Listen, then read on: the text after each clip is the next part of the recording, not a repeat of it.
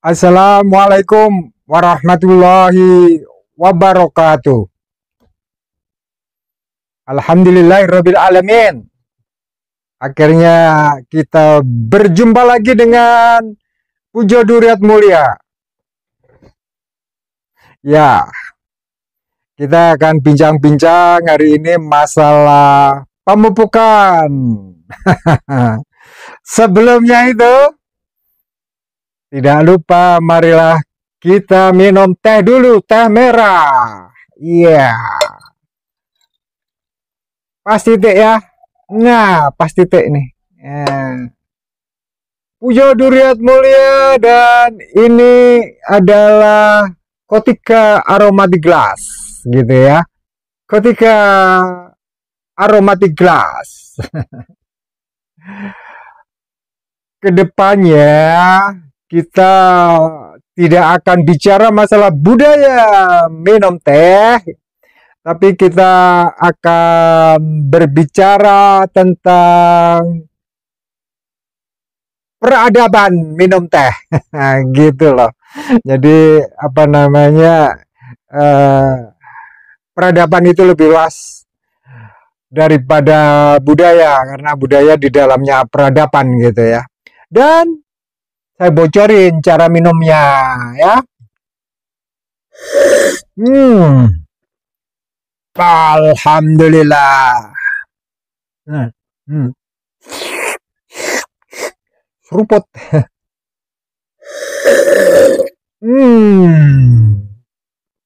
No sugar, no sugar. Dan ini sebenarnya ini memang spesial ya, Kotika Aromatic Glass. Kalau ini kan gelas biasa. Bisa juga dengan gelas apapun. Kita bisa menikmati aromanya, asal atasnya ini cembung ya, cembung di bawah, atasnya ini lebih kecil. Dan isinya itu hanya 20%-nya. Ya. Ya, hanya 20%-nya. Kenapa? Uap, karena ini hangat ya, panas. Uap itu akan naik ke sini, tabung ini. Nah, kita hirup. Akan kita hirup gitu ya. Nah, kita hirup aromanya. Jadi minumlah teh, rasakan sensasi rasanya dan sensasi aromanya. Keren kan? Alhamdulillah. Baik, kita akan bicara masalah pemupukan tambahan ya, karena memang sekarang ini banyak yang bertanya gitu ya. Kalau bertanya saya kira nanti lebih baik saya rekomendasikan ke mana, Pusat Penelitian Teh dan Kina. Di sana ada Pak Eko dan Bu Restu ya. Jadi istilahnya kita harus cross check dan rekomendasi itu keren gitu ya.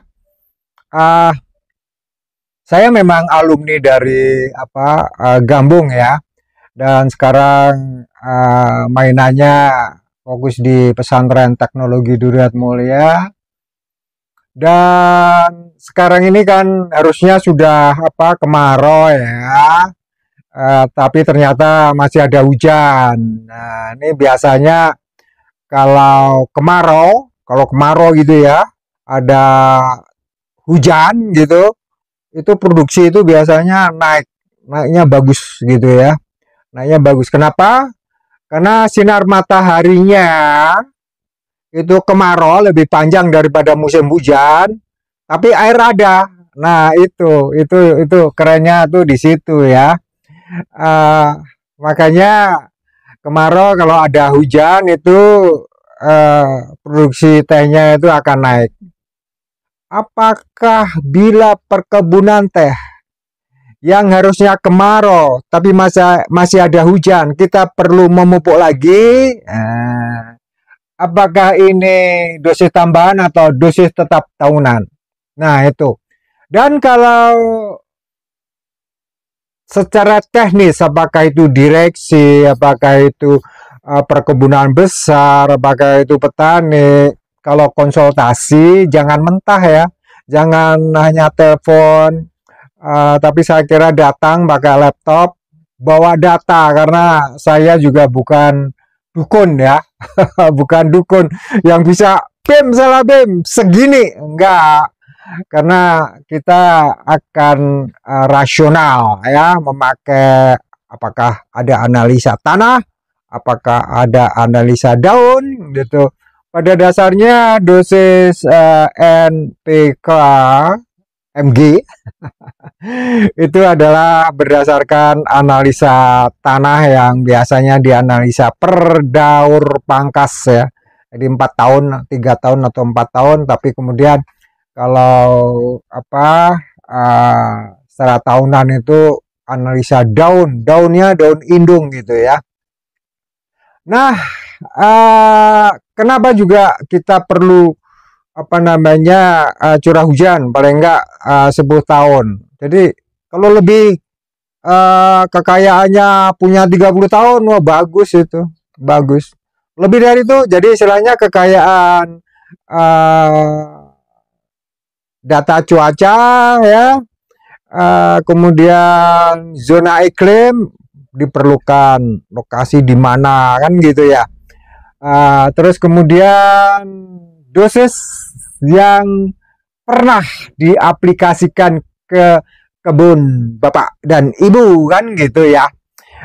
Jadi istilahnya kita itu memberikan rekomendasi itu tidak dari awang-awang, dari langit jepret, enggak. Kita rasional dan we are professional scientist gitu ya.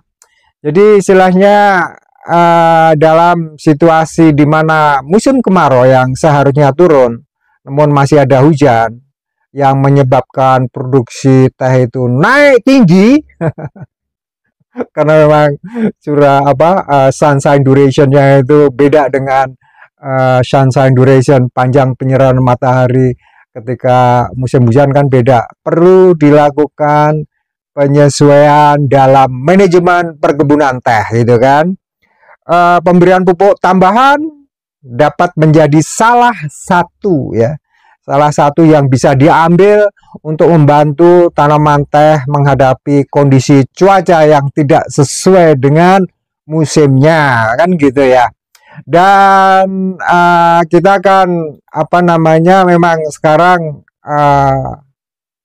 peradaban mengelola perkebunan teh gitu kan. Jangan budaya, kalau budaya nanti dulu senior saya, dulu kakek saya, dulu di sini mengelola, enggak. Peradaban itu ada campur tangan teknologi, tapi juga menggabungkan dengan kondisi lokal kan gitu. Nah, di situ memang kalau kita belajar banyak ya, kalau kita belajar banyak tentang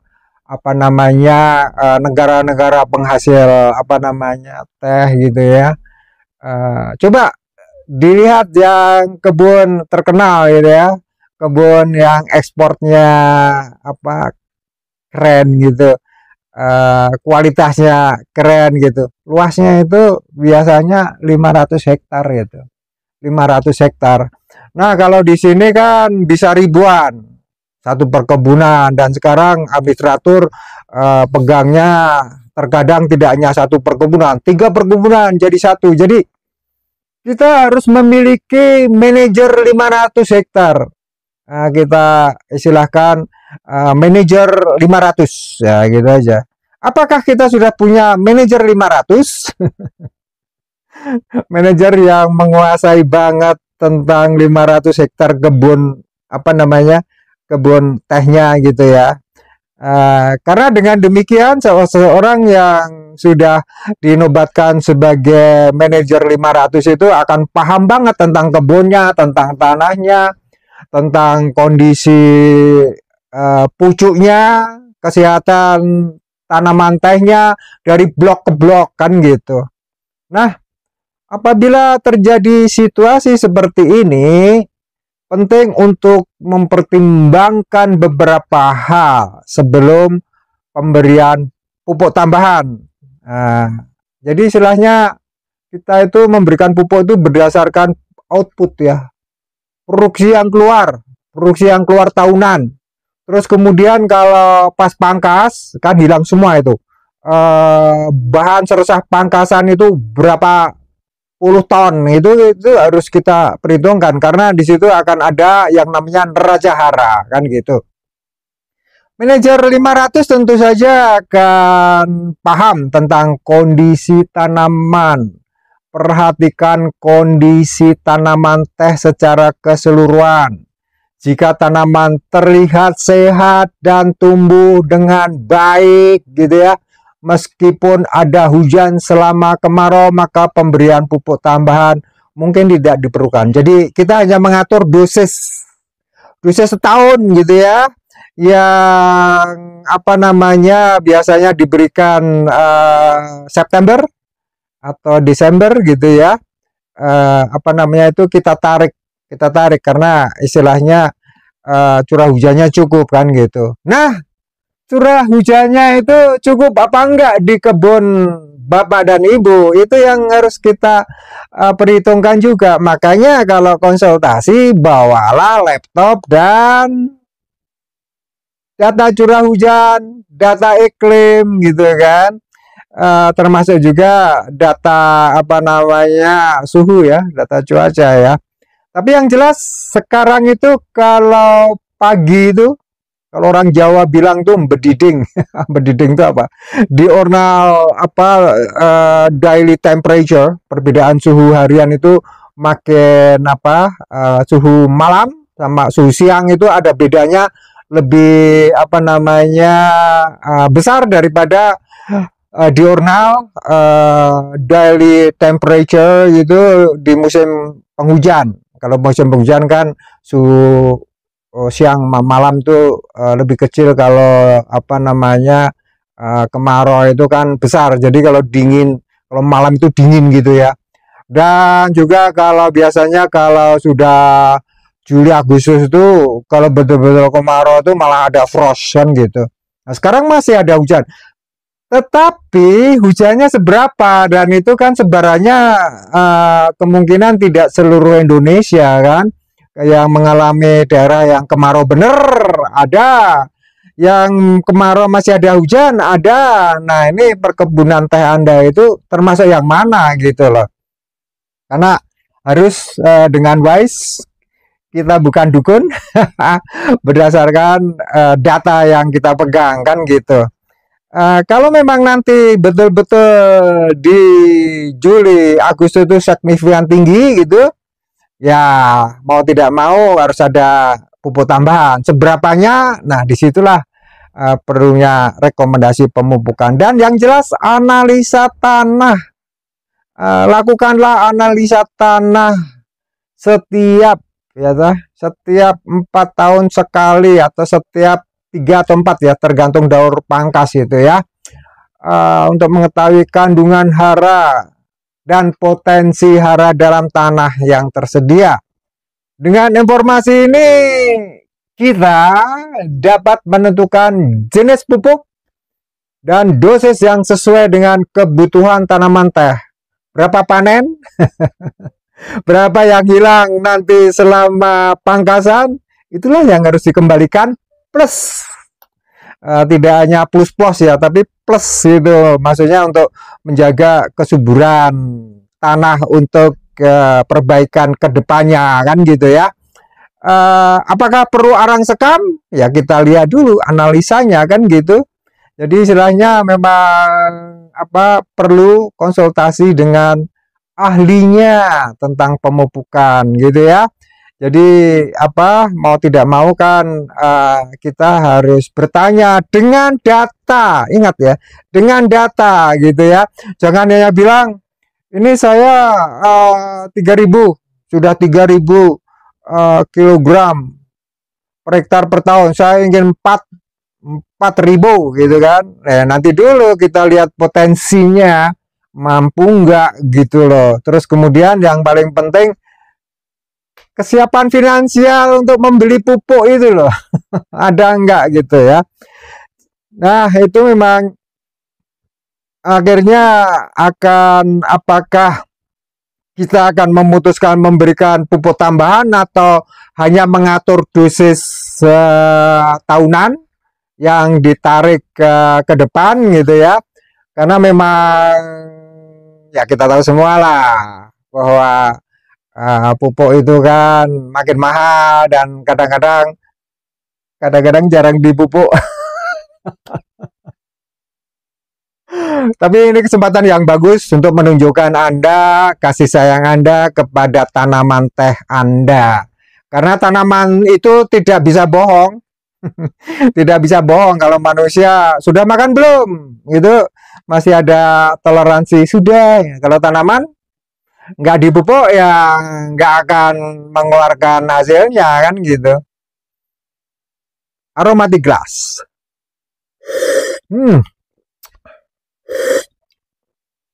Jadi kalau memang nanti kita lihat potensinya besar, kondisi kebunnya oke, memilih pupuk yang sesuai dengan kebutuhan tanaman teh dan kondisi tanah gitu ya.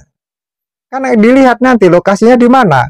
Apakah andisol atau bukan? Apakah volcanic ash atau bukan? Apakah apa namanya itu? Phosphate retentionnya gede apa enggak gitu. Menyesuaikan dosis pupuk tambahan berdasarkan rekomendasi spesifik untuk tanaman teh dan kondisi perkebunan. Nah, kondisi perkebunan itu termasuk kesehatan tanaman dan kesehatan keuangan ya. Jangan nganjuk dong, kasihan pengusaha pupuk itu. Jangan hanya ngambil pupuk dengan janji ya, tapi bayar ya. Supaya apa? Kalau kita pas ada kesulitan gitu, kita juga bisa memperhitungkan dengan kepercayaan kan gitu. Oh ini istilahnya walaupun lag several months gitu ya untuk pembayaran akhirnya masih bisa dipercaya gitu ya. Memastikan pemberian pupuk dilakukan dengan benar dan tidak melebihi dosis pupuk anjuran agar tidak merusak tanaman dan lingkungan sekitarnya dan keuangan. Itu yang paling penting gitu. Jadi dengan pengelolaan yang tepat dan penyesuaian yang bijaksana, Anda dapat membantu tanaman teh beradaptasi. Jadi saya itu sebenarnya nggak membantu Anda, tapi kita membantu tanaman teh untuk beradaptasi dengan perubahan cuaca yang tidak terduga dan meminimalkan dampak negatifnya terhadap produksi teh di perkebunan Anda. Jangan karena diperkosa dengan sunshine duration, matahari ya, sinar matahari yang lebih tinggi memaksa memperkosa tanaman teh Anda untuk mengeluarkan produksi selama kemarau yang ada hujan, tapi kemudian pada saatnya musim penghujan karena tanaman teh itu jujur lapar, kempes di sana gitu. Jadi istilahnya mau tidak mau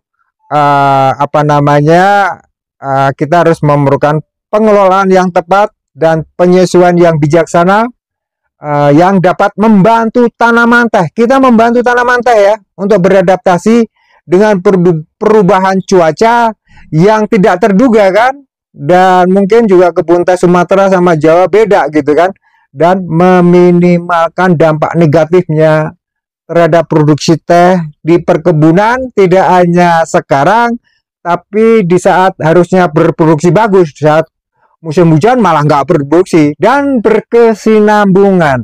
Oke, saya kira itu.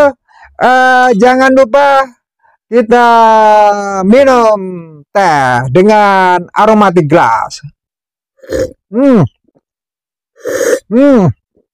Billahi taufiq wal hidayah. Assalamualaikum warahmatullahi wabarakatuh.